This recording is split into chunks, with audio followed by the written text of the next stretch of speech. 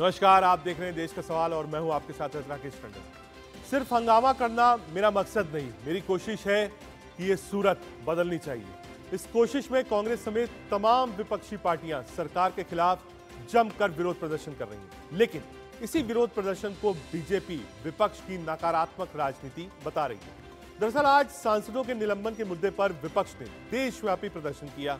दिल्ली के जंतर मंतर पर इंडिया गठबंधन के तमाम बड़े नेता शामिल हुए, लेकिन बिहार में तस्वीर थोड़ी अलग थी। जेडीयू ने इंडिया गठबंधन के साथ नहीं बल्कि अकेले ही विरोध प्रदर्शन का झंडा बुलंद किया। कहा जा रहा है कि चौथी की बैठक के बाद ही जेडीयू नाराज है। हालांकि राहुल गांधी ने नीतीश से फोन पर बातचीत की है। अब सवाल यह है कि अगर देशव्यापी प्रदर्शन में भी एकता नहीं दिखेगी तो क्या समझा जाए, और क्या विपक्ष सिर्फ हंगामे की राजनीति करता है? इन्हीं सब मुद्दों पर आज चर्चा करेंगे, लेकिन पहले पक्ष और विपक्ष ने क्या कुछ कहा इस धरने पर, अपमान पर और संसद के संग्राम पर, सुनिए। हम सब ऑपोजिशन के नेता, ऑपोजिशन के कार्यकर्ता एक साथ खड़े हैं और आप बात समझिए, ये लड़ाई नफरत और मोहब्बत के बीच में लड़ाई है। जैसे मैंने कहा, नफरत के बाजार में हम मोहब्बत की दुकान खोल रहे हैं। जितनी आप नफरत फैलाओगे, जितना आप लोगों को धमकाओगे, डराओगे, उतना इंडिया अलायंस मोहब्बत फैलाएगा, भाईचारा फैलाएगा, एकता और इज्जत फैलाएगा। क्या इतनी बेरोजगारी आ गई राहुल गांधी जी की कि उनके पास कोई और काम नहीं बचा है? क्या केवल यही उनको करना है? जब संसद के अंदर ये घटना घटी, दूसरी घटना, जब दो युवक कूद कर अंदर आए, हमें लगता था कांग्रेस पार्टी राजनीति नहीं करेगी। इस कुकृत्य के खिलाफ वो साथ में आकर खड़े होंगे, एक स्वर में बोलेंगे, लेकिन कांग्रेस ने उस पर भी राजनीति की।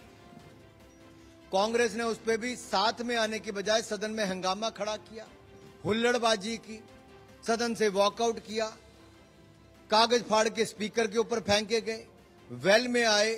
जो नहीं करना चाहिए था, इन्होंने वो सब किया, क्योंकि चुनावों की पराजय के बाद चेहरा दिखाना कांग्रेस को मुश्किल हो गया था। आज इंडिया अलायंस के सभी नेता यहां पर आए, अपनी बात रखे, इसीलिए मैं उनका सबका धन्यवाद करता हूं। ये इंडिया अलायंस क्यों बना? इंडिया अलायंस इसलिए बना, जो मोदी जी, शाह, इन्होंने डेमोक्रेसी को खत्म करने का एक बीड़ा उठाया है। देश के संविधान को खत्म करने का इन्होंने बेड़ा उठाया है। दलितों को, मजदूरों को, किसानों को, महिलाओं को कुचलने का काम इन्होंने किया है और अभी भी कर रहे हैं। इस देश के डेमोक्रेसी को खत्म करने के लिए ही 146 एमपीज को इन्होंने बाहर निकाला, कोई कुछ नहीं बोला। तो जिस दिन जो जंपिंग का घटना हुआ गैलरी से, उसके बाद भी 2 से लगभग 2:40 तक सदन चला। हम भी थे उस टाइम। सदन चला, चर्चा शुरू हुआ था, बिल का चर्चा भी शुरू हुआ था, कांग्रेस पार्टी की तरफ से भी भाग लिया था। पक्ष और विपक्ष को हमने आपको सुनवाया। हम अपने पैनल पर चले, लेकिन उसके पहले देश का सवाल क्या है आज देश का सवाल है, क्या विरोध के बहाने सिर्फ हंगामा करता है विपक्ष? दूसरा, देशव्यापी प्रदर्शन में भी एकजुटता क्यों नहीं दिखती? क्या हर बात पर विरोध नकारात्मक राजनीति नहीं? संसद से सड़क तक हंगामा करने से हासिल क्या हुआ या क्या होगा? हमारे साथ जयराम विप्लव, प्रवक्ता भारतीय जनता पार्टी की तरफ से जुड़े हैं, देवाशीष जररिया, प्रवक्ता कांग्रेस पार्टी की तरफ से, घनेन्द्र भारद्वाज, प्रवक्ता आम आदमी पार्टी की तरफ से, अनूप सांडा प्रवक्ता समाजवादी पार्टी की तरफ से और डॉक्टर सीमा मलिक प्रवक्ता एनसीपी की तरफ से मेरे साथ हैं। देवाशीष से शुरू करना चाहूंगा। देवाशीष, सेशन कल एक दिन पहले सैनिटाइज कर दिया गया, वैसे आज तक का था, लेकिन फ्लोर ऑफ द हाउस और बिजनेस कुछ ऐसा था नहीं, बिल्स पास हो चुके थे, यानी एक दिन पहले हुआ, यानी ऑटोमेटिकली जो सस्पेंशन था वो कल जब हाउस खत्म होता है तो खत्म हो जाता है। उस इशू को लेकर आज जो इंडिया अलायंस था वो देश भर में विरोध प्रदर्शन कर रहा है।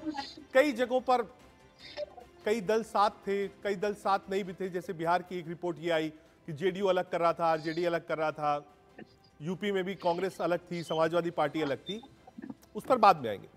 लेकिन ये विरोध कब तक चलेगा और क्यों चलेगा? राकेश जी, सर्वप्रथम तो मैं ये बोलना चाहता हूं कि 146 सांसदों का सस्पेंड होना कोई आम घटना नहीं है। देश की जब से देश में लोकतंत्र स्थापित हुआ, पहली बार जब संसद बैठी होगी और तब से लेकर आज तक देश के इतिहास में, राजनीतिक इतिहास में इतने सांसद कभी सस्पेंड नहीं। बड़ा दुखद है, चिंता का विषय है। और इन 146 सांसद कितनी प्रतिशत देश की जनता को रिप्रेजेंट करते हैं, यह मैं आप पे छोड़ देता हूं इस आकलन के लिए।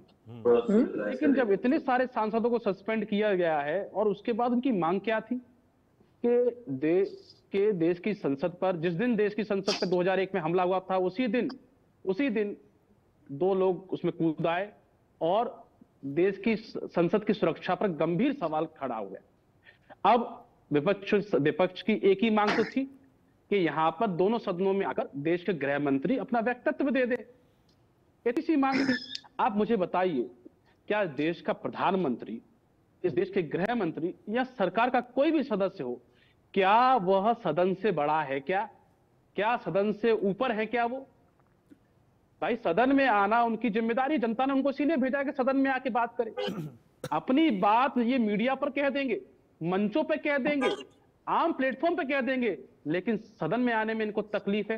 तो भाई साहब, मैं पूछना चाहता हूं मोदी जी से कि जब पहली बार आप सदन में घुसे थे, जब पहली बार सदन की बैठक में गए थे, जब सदन को देखा था, तो उसके सामने चरण क्या इसीलिए झुकाया था कि नाथूराम गॉडसे ने भी इसी तरीके से बापू के सामने चरण वंदन किया था और उसके बाद बापू को गोली मार दी थी? उसी तरीके से नरेंद्र मोदी जी कर रहे हैं, संसद के सामने झुकते हैं और संसद की मर्यादा को, लोकतंत्र की मर्यादा को तार तार कर देते हैं। इसलिए विरोध जरूरी है।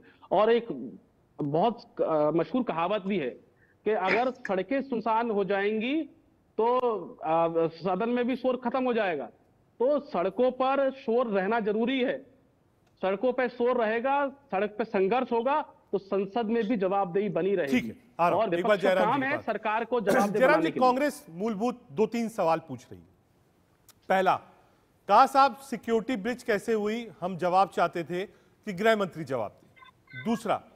दूसरा सवाल यह कि साहब अगर विपक्ष इस बात को उठा रहा है सिक्योरिटी ब्रिज को और जवाब मांग रहा है, तो क्या सांसदों को इस तरीके से बिल्कुल बाहर का रास्ता दिखा दिया जाएगा?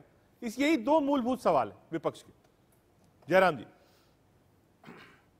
रजत जी, इन सवालों के साथ उन्होंने एक टिप्पणी की कि संसदीय इतिहास में जब से सदन है तब से अब तक ऐसी कोई घटना नहीं हुई थी। मैं उनको याद दिलाऊं, यहाँ तो 146 की आप बात कर रहे हैं, दोनों सदन को और खास करके लोकसभा के चुने हुए सदन को बर्खास्त करके आधी रात को भारत के ऊपर इमरजेंसी लगाने वाली कांग्रेस पार्टी है। और लोकतंत्र के इतिहास में इससे बड़ा कलंकित समय आज तक नहीं आया। नंबर 1। नंबर 2, आज इनका दोहरा चरित्र देखिए। एक तरफ ये चिंता प्रकट कर रहे हैं, मांग कर रहे हैं कि संसद की सुरक्षा को लेकर हम चिंतित हैं। दूसरी तरफ इनके नेता सदन के बाहर कहते हैं कि ये बेरोजगार युवा थे, ये भटके हुए लोग थे। और मैं इनका इतिहास याद दिला दूं, ये बचाव करना, ऐसे लोगों को बढ़ावा देना, उसका सम्मान करना, ये कोई पहली बार नहीं है। अराजकता तो जैसे कांग्रेस के खून में समाहित हो। 20 दिसंबर 1978 वो एक और कलंकित दिन है जब इंदिरा जी जब जेल में थी इमरजेंसी को लेकर के, जब सरकार मोरारजी भाई की बनी और इमरजेंसी को लेकर उन पर मुकदमा चला, तो उस जेल से छुड़ाने के लिए 20 दिसंबर 1978 को लखनऊ से दिल्ली जा रही फ्लाइट को 2 लोग अगवा करते हैं, फ्लाइट को वाराणसी में उतारा जाता है, उनसे नेगोशिएशन चलता है, बाद में वो मान जाते हैं और वो दो लोग जो थे उनको, एक को बलिया से एक को सुल्तानपुर से 1980 के चुनाव में ये कांग्रेस पार्टी टिकट देती है और वो जनप्रतिनिधि बन जाते हैं। तो आपका जो चरित्र है वो 1980 से 74 से 75 से 2023 तक कहीं नहीं बदला है, केवल अराजकता फैलाने की कोशिश है। अब मैं सदन में जो आज हो रहा था उसकी बात कर लेता हूं। देखिए, सदन में किसी को भी कोई भी मांग रखने की पूरी छूट है, लेकिन मांग कैसे रखनी है, क्या नहीं करना है, कोड ऑफ कंडक्ट क्या है पार्लियामेंट के अंदर, ये क्या ये नहीं आपके पास इन्होंने अभी तक पार्लियामेंट के ऊपर लोग जानते नहीं है। बयान क्यों नहीं दिया, उसका जवाब नहीं दिया। एक मिनट रुक जाइए, बीच में क्यों बोल देवाशीष रहे जी हैं? एक अब मिनट, तो कोड ऑफ एक मिनट, कंडक्ट जयराम जी यहाँ एक भी मिनट। उल्लंघन हो रहा है ना। देवाशीष जी एक मिनट रुक जाइए, एक बार वो कंप्लीट कर ले, मैं आ रहा हूं। देवाशीष जी आपने सवाल पूछा है, नहीं, एक बार उनको जवाब देने दीजिए। यही चरित्र जो डिबेट में दिखाते हैं, ऐसा ही चरित्र संसद में ही है इनका। ठीक है, एक बार अनूप साहनी जी को जोड़ लेता हूं। मोदी जी जिस सकारात्मक राजनीति आ रहा हूं, देवाशीष आ रहा हूं, को ले जा रहे हैं, PCR म्यूट कर दिएगा उससे देवाशीष इनको को, भ्रमित। जयराम जी एक मिनट, जरा सा अनूप जी को जोड़ने दीजिए। अनूप जी, दो चीजें हैं, एक कोरम ऑफ द हाउस होता है कि साहब मिनिमम ये चाहिए, कोरम पूरा है, अगर विपक्ष नहीं रहता तो भी हाउस चल सकता है, हमने देख लिया बिल पास हो सकता है। कई लोग ये भी कहते हैं, विपक्ष वाले ही कहते हैं, मैं नाम नहीं लूंगा, वो कहते हैं साहब आप ठीक है, आप नारेबाजी करिए, वो करिए, प्ले कार्ड्स लेके आने की क्या जरूरत है, निलंबन हो गया। मान लीजिए कि ये निलंबन ना होता, मैं हाइपोथेटिकल आपसे अनूप भाई बात कर रहा हूं, तो जितने भी विपक्ष के सांसद हैं वो अंदर रहते, महत्वपूर्ण बिल जब पास हो रहे हैं तो उसमें वो अपनी बात रख पाते, जो बाहर आकर बोल रहे हैं वो सदन के पटल पे होता, ऑन रिकॉर्ड होता। आपने वो समय भी गवा दिया, सुबह शाम तक आप बाहर बैठे रहे, और अंदर रहते तो आप अपनी सीट पर खड़े होकर सवाल पूछ सकते थे कि साहब ये जो संसद में सुरक्षा हुई में चूक हुई है, इसकी जिम्मेदारी कौन ले रहा है। क्या हुआ, पहले कुछ लोग सस्पेंड हुए, उसके बाद झड़ी लग गई विपक्ष में भी कि चलो भैया जल्दी सस्पेंड हो जाओ। इस बात की लड़ाई थी कि अब कौन आदमी सस्पेंड नहीं है, वो कह रहा साहब जल्दी नाम डालिए मेरा, सस्पेंशन नहीं होगा तो मैसेज खराब जाएगा। अनूप सांडा जी।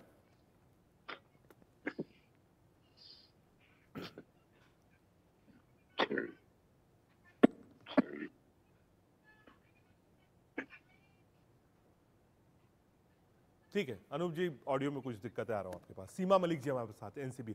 सीमा जी, यही सवाल आपसे, यूटिलाइजेशन विपक्ष भी कर सकता था इसका, ठीक है 24 का चुनाव सामने है, चाहे वो बीजेपी हो या फिर अपोजिशन हो, कोई भी झुकना नहीं चाहेगा, वो यहीं से रिदम क्रिएट करना चाहेंगे कि माहौल बने, बीजेपी भी ये चाहेगी, विपक्ष भी ये चाहेगा। लेकिन ये जो पिछले 10-15 दिन थे उसका यूटिलाइजेशन हो सकता था विपक्ष द्वारा, और सरकार को आप फ्लोर ऑफ द हाउस घेर सकते थे, ये अपॉर्चुनिटी भी तो आपने मिस करी। देखिए, मैं सुन रही थी सबकी बातें। आप आज शायद बिल्कुल एक ऐसा नैरेटिव है कि सारी गलती ऑपोजिशन की ही है, और जो इतना बड़ा लैप्स हुआ, there was a breach in the security, उसकी कोई बात नहीं करता। आज बात ये नहीं करते कि किस तरह से दो युवक वहां पर घुस के आ गए, और अगर ऑपोजिशन ने उनके बारे में कोई सवाल उठाया तो आप उनको बाहर कर देंगे क्या? इसके पहले संसद में लोग प्ले कार्ड लेकर नहीं गए हैं क्या? इसके पहले ऐसी चीजें नहीं हुई है? और 146 सांसदों का इस तरह से आप सस्पेंशन कर देना, मैं तो सिर्फ ये कहूंगी this is the black day for democracy. And उसमें भी आप एक बार भी आपने नहीं कहा कि शायद हमारे साथ गलत हुआ या कुछ हुआ, आप ये कह रहे कि हमें इस टाइम पे यूटिलाइज करना चाहिए था।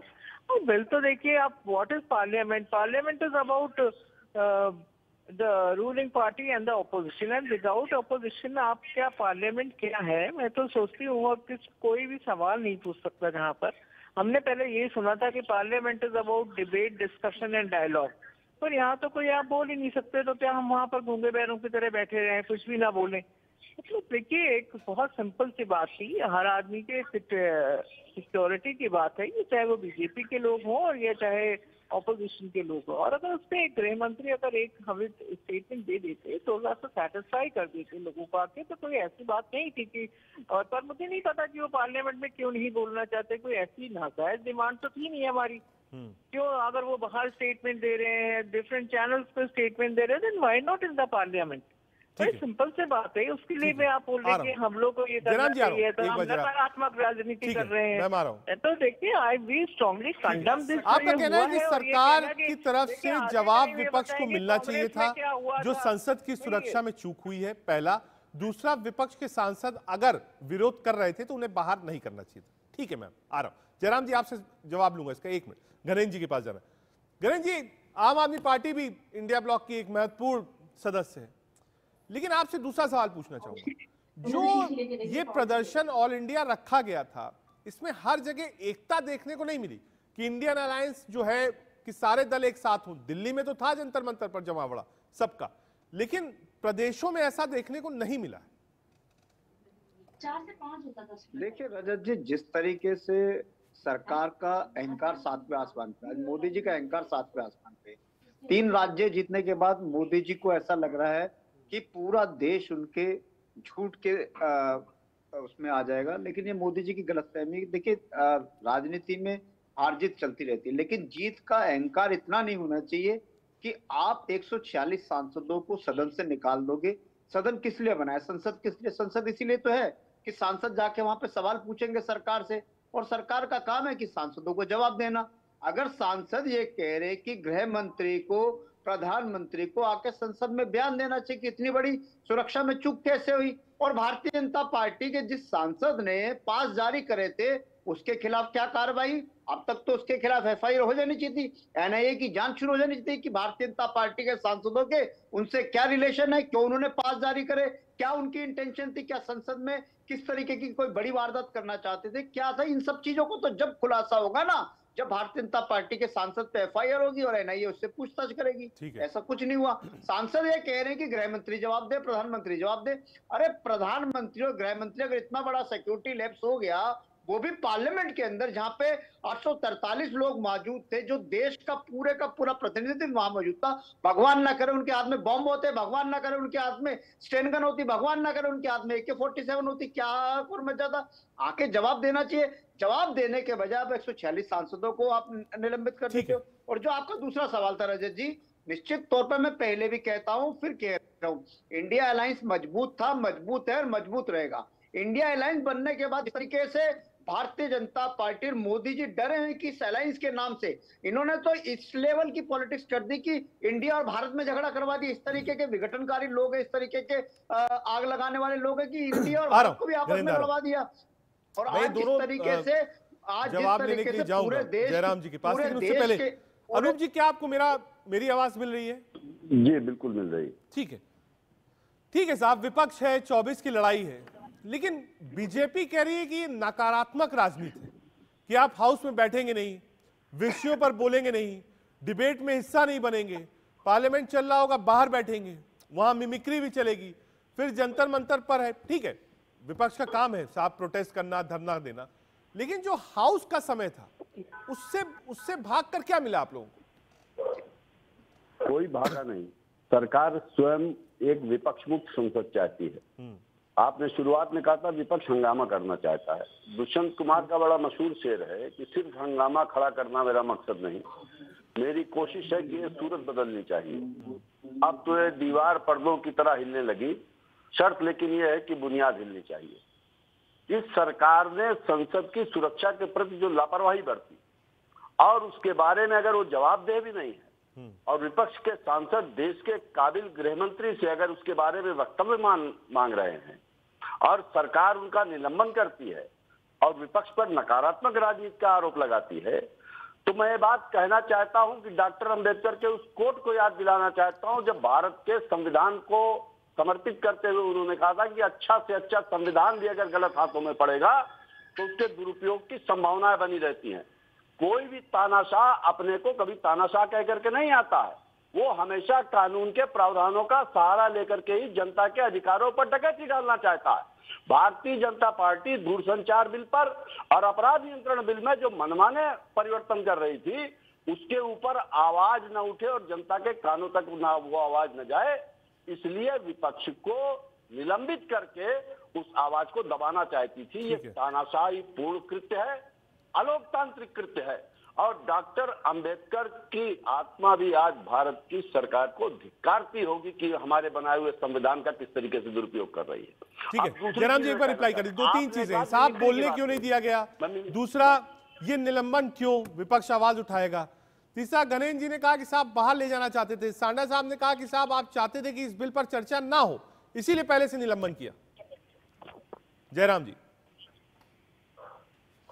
देखिए, बड़े मासूम है ये लोग। काफी भारी भरकम शब्द और बाबा साहब की आड़ लेना तो बहुत आसान काम रह गया इस देश में। हर बात को उनसे जोड़ दीजिए, बड़ा अच्छा आड़ उसके पीछे छुपकर बहुत सारे काम कर सकते हैं। इतने मासूम है कि अभी ये भूल गए कि पिछले सत्र में मणिपुर को लेकर के इन्होंने बड़ा गतिरोध किया, और जब देश के गृह मंत्री जवाब देने के लिए आए, प्रधानमंत्री ने जब बोलना शुरू किया तो कौन लोग थे वहां? सदन में कोई बचा क्या? कोई भगा रहा था इनको? Walkout walkout. जब भी बोलने के लिए जाते तो इनके अंदर सुन करके धैर्य से उनको सुनना या जवाब देने की क्षमता नहीं है, क्योंकि इनकी पोल पट्टी खुल जाती है।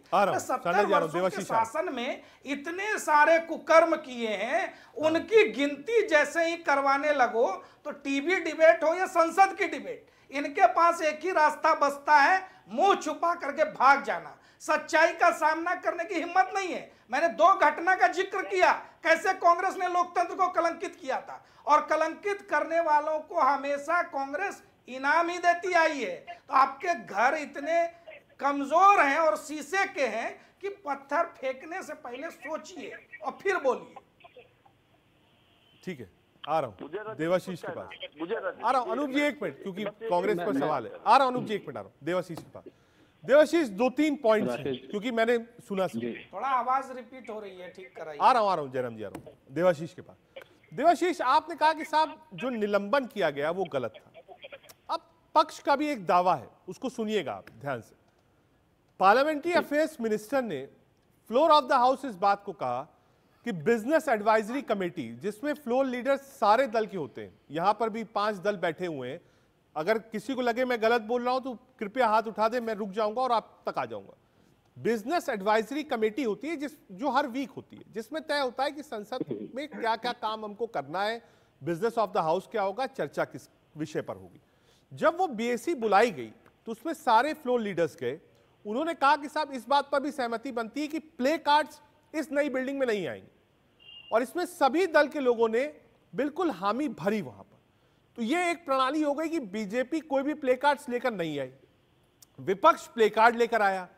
स्पीकर चेयर ने मना किया कि साहब प्ले कार्ड जो है इस बात पर सहमति बन चुकी है, प्ले कार्ड नहीं चाहिए। आप लोग फिर भी प्ले कार्ड लेकर आए। उसके बाद ये निलंबन शुरू हुआ, पहला। दूसरा, एक बड़े पैनल ने यहां पर यह बात कही कि साहब होम मिनिस्टर जवाब दे, प्राइम मिनिस्टर जवाब दे। हो सकता है आप लोग की डिमांड हो, वो कर सकते हैं, लेकिन जो मेरी जानकारी है कि यह मामला होम मिनिस्ट्री तक नहीं जाता है, यह मामला लोकसभा सेक्रेटेरिएट तक जाता है। लोकसभा सेक्रेटेरिएट और लोकसभा की अपनी सिक्योरिटी है, इसमें एम्बिट होम मिनिस्ट्री का नहीं होता है, इसमें एम्बिट लोकसभा स्पीकर को होता है, जिन्होंने बार बार रिपीटेडली इस बात को कहा कि साहब हम जांच कर रहे हैं, कमेटी बनाई है, जो भी फाइंडिंग्स आएगी हम आपसे शेयर करेंगे। देवाशीष आ रहा हूं। पहली बात तो ये जी साक्षी, पहली बात तो ये कि संसदीय प्रणाली की व्यवस्था क्यों की जाती है, कि क्या जरूरत थी संसदीय प्रणाली की व्यवस्था की।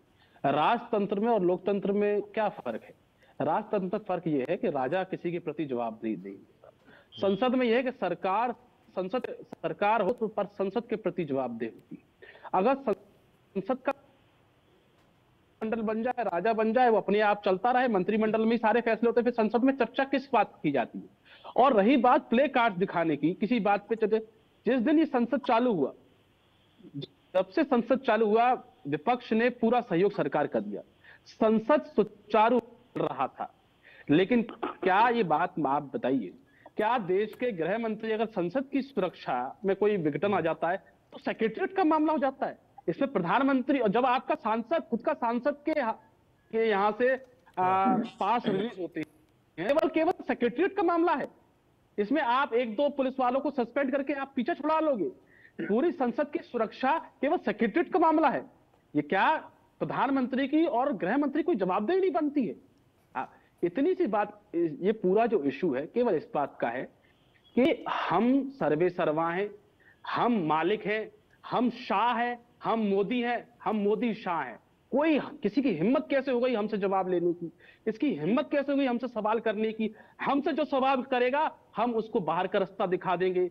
जनता, हम 3 राज्यों का चुनाव जीत कर आए हैं, हमें कोई चुनाव नहीं हरा सकता, इसलिए विपक्ष की कोई जरूरत नहीं है। हमारे मन में जो आएगा हम संसद को रोकते हुए कानून बना देंगे। हमारे मन में आएगा कोई हमारे खिलाफ आवाज उठाएगा, उसको वही रोक दिया जाएगा, उसको वही खत्म कर दिया जाएगा। इस नीति पर भारतीय जनता पार्टी चल रही है और बार बार अपने कुकर्म छुपाने के लिए कभी इस समय की, कभी 50 साल पीछे चले जाते हैं, कभी 40 साल पीछे चले जाते हैं, कभी 30 साल पीछे चले जाते हैं। मैं भारतीय जनता पार्टी के प्रवक्ता से कहना चाहता हूं कि एक बार कह के देखे कि अपने व्यक्तित्व में आज कह दे यहाँ राष्ट्रीय मीडिया पे कि गृह मंत्री को जवाब नहीं देना चाहिए, प्रधानमंत्री संसद के प्रति जवाब दे रही है। फिर जाना है अनूप सांडा जी के पास। देखिए साहब, बहुत सारी बातें इन्होंने कही। एक मैंने जो पुरानी बातें इनको याद दिलाई उसका ये डिनाइल नहीं कर रहे हैं, ये नहीं कह रहे कि वो गलत बात है। देखिए मैं बता देता हूं, देखिए मैं करता हूं। दूसरी बात, आपातकाल सामने लगा था। मैं जवाब निलंबन होता है, आप बस 10 सेकंड में आप निलंबन इसलिए हो जाता है, इसीलिए निलंबन हो जाता है। ना आपको डिबेट में सलीका है, ना संसद के भीतर सलीका है। आप आपातकाल घोषित कर दीजिए। अरे प्लेन हाईजैकर को सम्मानित करके इंदिरा गांधी ने विधायक और सांसद बना दिया और आप यहाँ बात कर रहे हैं। अरे जो अभी संसद में घुसे थे उसको भी टिकट दे दीजिएगा, सांसद उसको भी टिकट दे दीजिएगा। आतंकवादियों को सम्मानित करने का काम कांग्रेस करती रही है, आतंकवादियों का उपयोग राजनीति के लिए करती रही है और आज भी दिख रहा है। आतंकवादी को भटका हुआ बेरोजगार बता करके उसको शील्ड देने की कोशिश कौन कर रहा है? राहुल गांधी। साक्षी वाले कौन है? अरे आप बातें मत करिए, दूसरों के बीच में कम बोलेंगे तो सम्मान बना रहेगा। सुनिए पहले, साक्षी मलिक कौन है? सुनिए देवाशीष, एक बार जयराम जी से आपने 2-3 सवाल पूछे हैं। आपको गिनाने बैठूंगा। एक मिनट देवाशीष, मैंने पूरा समय पर्याप्त आपको दिया है, ऐसे नहीं हो पाएगा। एक मिनट रुकिए देवाशीष, जयराम जी कंप्लीट करिए। नहीं, क्या नहीं हो पाएगा? नहीं, क्या कंप्लीट करें भाई? आप तो तमाशा बना के रख देते हैं। जयराम जी, मैं आप ही से कह रहा हूं कंप्लीट करिए। शब्द बताइए, आप आपसे ही तो कह रहा हूं कंप्लीट करिए।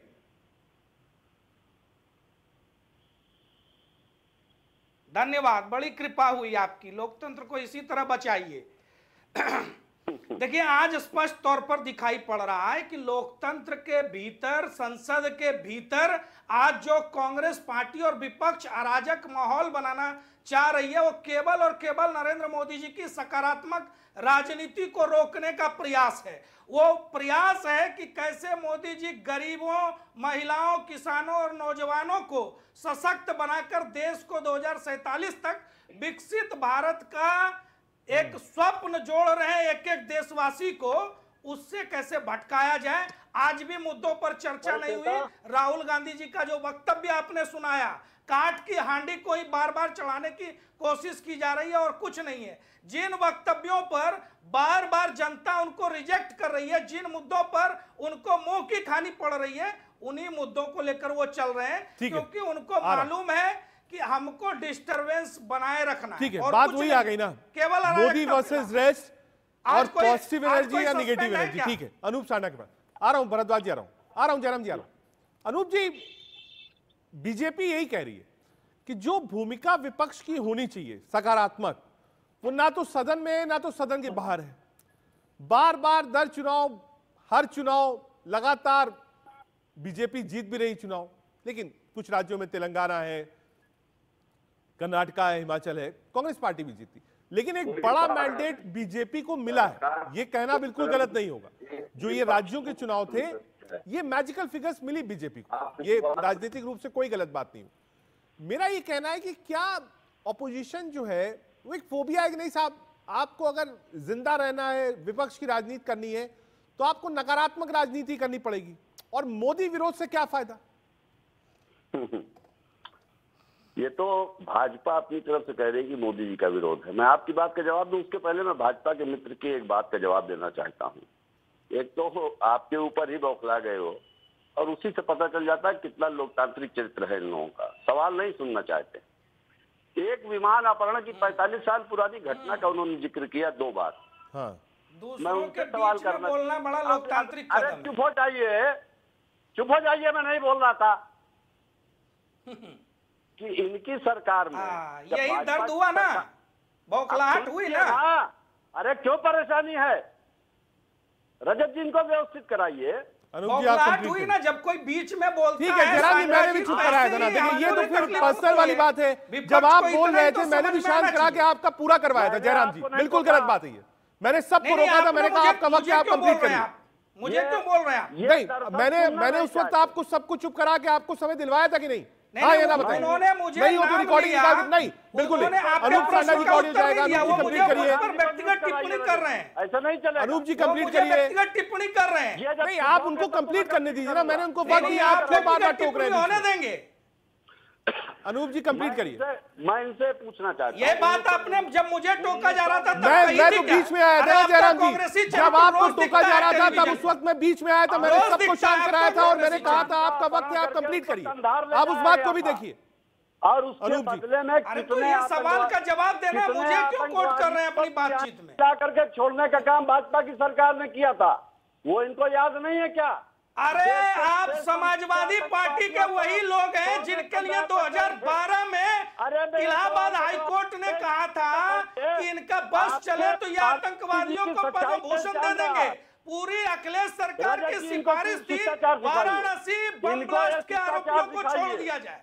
आप बातें कर रहे हैं, जानते हैं, हम जानते हैं कि आप बातें कर सवाल रहे नहीं हैं, सुन आप पाते। आतंकवाद सुन के लीजिए, थोड़ा धैर्य पैदा कर आप लीजिए। आतंकवाद के ऊपर बातें मालूम कर है, रहे हैं। जिस हमको मालूम अखिलेश है सरकार ने कि आप ही वाराणसी, ISI को पठानकोट का दौरा गोरखपुर कराते हैं और आप लखनऊ ही हमलों के पाकिस्तान के आरोपियों प्रधानमंत्री को आम का को टोकरा छोड़ने लेके की जाते हैं। सिफारिश की थी, वो लेकिन सुन आतंकवाद पर लीजिए प्रवचन अपनी- देगा। आप मत अभी सुन दीजिए। लीजिए, इलाहाबाद आप हाईकोर्ट ने आपके लिए हो रहा है। उचित टिप्पणी की अभी थी तो सुन कि लीजिए, अखिलेश सरकार अभी का तो शुरू बस किया चले है। तो अखिलेश अभी तो सरकार आपके बारे में आतंकवादियों को बोलना पद्म भूषण दे देगी। आप सुन तो लीजिए, आतंकवादियों को पद्म आपकी भूषण देने सरकार वाली ने आतंकवादियों को इलाहाबाद हाईकोर्ट ने अखिलेश बिरयानी यादव खिला सरकार करके के लिए कंधार ले किया जा करके था। छोड़ने का भूलिए काम मत। किया। और आप आपके कांधार- पास सुनने का आप साहस कांधार नहीं है। विमान हाईजैक आप की अगर सुन बात नहीं कर पा रहे रहे हैं हैं। तो लोगों की दरअसल जान हिटलर बचाने और के लिए मुसोलिनी सर्वसम्मति से वैचारिक जिसमें मुलायम वंशज सिंह तो यादव हो। और सोनिया आप गांधी भी हिटलर और शामिल मुसोलिनी थी, की उनकी विचारधारा पे सम्मति चल के करके साथ वो काम हुआ था। भारत के तो संविधान मत को बोलिए हाईजैक करना आतंकवादियों चाहते के हैं। ऊपर, इस मुस्लिम देश में तुष्टीकरण के तानाशाही ऊपर, फैलाना इन चाहते सब हैं। विषयों ठीक पर है, आ रहा हूं। समाजवादियों को एक बार डॉक्टर बोलते सीमा हुए मलिक के पास थोड़ा चलते, आ रहा हूं। डरना चाहिए। अनूप पांडे जी आ रहा पूरा हूँ, खोल साना देंगे साहब आ रहा पट्टा। हूँ, जयराम जी आपके पूरा पास भी आ चिट्ठा रहा हूँ। खोल एक मिनट देंगे रुकिएगा, आप। सीमा जी के पास चलना है। इस देश सीमा में जी तो ये शहीद हैं। जो विरोध है डॉक्टर ये तो लगता है कि ठीक है, अम्बेडकर विपक्ष भी विरोध करेगा, आत्मा नहीं बीजेपी भी झुकेगी नहीं, क्योंकि 24 का चुनाव बिल्कुल सामने खड़ा है। लेकिन क्या जनता को भी विपक्ष से उम्मीदें ज्यादा है? जनता भी चाहती है पॉजिटिव रोल में देखें, या आपको लगता है कि जो काम आप कर रहे हैं सदन से बाहर, सदन के अंदर, वो जनता चाहती है कि नहीं भाई विपक्ष का रोल यही है, विपक्ष को यही करना चाहिए? नहीं, विपक्ष का रोल क्या होता है आप ही मुझे बता दीजिए। अगर अन्याय हो रहा है कहीं पे तो आवाज नहीं उठानी चाहिए हमको ऐसे चुप बैठे रहना चाहिए? हमने कौन सी ऐसी बात पर आवाज उठाई है कि जो आप मतलब बात कर रहे हैं? देखिए, जिस तरह की सिक्योरिटी ब्रीच हुई, अगर उस पर हमें गृह मंत्री का स्टेटमेंट मांग रहे हैं तो उसके लिए आप 146 सांसद बाहर कर देंगे? भाई ऐसा क्या गुनाह कर दिया था उन्होंने? अगर उन्होंने आप एक स्टेटमेंट मांग लिया गृह मंत्री से। आप देखिए, जिस तरह की महिलाओं की बातें, आपने साक्षी मलिक को कल देखा होगा, कौन सा ऐसा आदमी होगा जिसको उसको देख के दुख ना हुआ हो, चाहे वो कहे या ना कहे। शायद बीजेपी के लोगों को भी दुख हुआ होगा उसको देखकर। आज देश के मेडल लाने वाली महिलाओं का ये हाल है, और जो उनको तंग करने वाले लोग हैं वो संसद में बैठे हुए हैं। जो सांसद जिन्होंने कि पासेस दिए उनका कोई नाम ही नहीं है, उनसे कोई इंक्वायरी नहीं है, कुछ नहीं है। बाकी हमारे लोगों पे FIR कर रहे हैं, भाई वो भी कोई एक व्यक्ति नहीं है, वो लोग भी पता नहीं कितने लोगों को रिप्रेजेंट करते हैं। They are the elected honourable members of the parliament. आपने तो बिल्कुल उनको, मतलब ये तानाशाही नहीं है तो ये क्या है भाई? इसको क्या बोलेंगे आप उसके भी हमें ब्लेम कर रहे हो। अरे 3 आप जीत गए भाई, तो ठीक है, हम लोग भी जीते थे, पर इतना डोल धमाका ढंका नहीं मचाया था।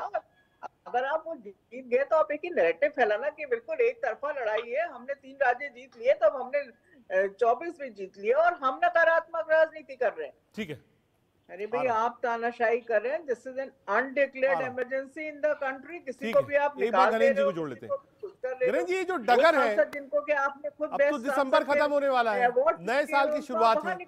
अब एक छोटा सा सेशन पार्लियामेंट का और होगा, मान लीजिए 1 तारीख को, जो वोट ऑफ काउंट होता है, जो सरकार को खर्चे चाहिए। नहीं आता, ऊपर से आप 78 की घटनाएं बता रहे हैं। आ रहा हूँ, सिमरन, मैंने पॉइंट ले लिया। मैं जयराम जी से इसका जवाब भी लेता हूँ कि साहब जीत गए तो क्या बिल्कुल ही तानाशाही ये सबको बाहर कर देंगे। आ रहा हूँ जयराम जी, गणेश जी के पास। तो गणेश जी, अब 4-5 दिन का हाउस मान लीजिए फरवरी में और बैठता है, जो सरकार का खर्चा होता है वोट ऑफ काउंट उसको पास कराने के लिए। उसके बाद पूरा माहौल आज से ही लग रहा है कि बिल्कुल आप देखिए सड़कों पर है। एक तरफ बीजेपी की मीटिंग चल रही है, दूसरी तरफ विपक्ष का प्रदर्शन चल रहा है। क्या ये 24 का जो चुनाव है, वो चुनाव इसी बात का चुनाव है कि मोदी वर्सेस ऑल? गणेश जी देखिए रजत जी, 2024 का चुनाव इस देश के नौजवान का चुनाव है, इस देश के किसान का चुनाव है, इस देश की महिला का चुनाव है, इस देश के 130 करोड़ लोगों का चुनाव है। क्योंकि पिछले 10 सालों से लगातार मोदी सरकार ने सबको छलने का काम करा, सबको ठगने का काम करा। 10 साल से मोदी सरकार देश में, लेकिन आज मोदी सरकार ने देश की हालत ऐसी कर दी है। अभी आईएमएफ की रिपोर्ट आई थी, आईएमएफ कह रहा है कि भारत का कर्जा बढ़ता जा रहा है। भारत का कर्जा जो है $243 मिलियन तक पहुंच चुका है, और भारत की हालत यह है कि आईएमएफ ने अब नया कर्जा देने के लिए भारत को मना कर दिया है। दूसरी तरफ देश में बेरोजगारी बढ़ती जा रही है, देश में महंगाई बढ़ती जा रही है, देश में महिलाओं पर अत्याचार बढ़ता जा रहा है। और जिस तरीके से भारतीय जनता पार्टी अपराधियों को, बलात्कारियों को, भ्रष्टाचारियों को संरक्षण देने का काम जो भारतीय जनता पार्टी और मोदी जी कर रहे हैं, ये भी देश देख रहा है। आज इनका अहंकार 7वें आसमान पर। आज मोदी जी ने एक तरीके से अनडिक्लेयर्ड इमरजेंसी देश में लगा दी है। पिछले 10 सालों से लोकतंत्र और संविधान की हत्या कर रहे Narendra Modi is a murderer of democracy. लगातार चुनी सरकारों का अपहरण हो रहा है, लगातार चुनी सरकारों को गिराने का काम हो रहा है, लगातार विपक्ष के खिलाफ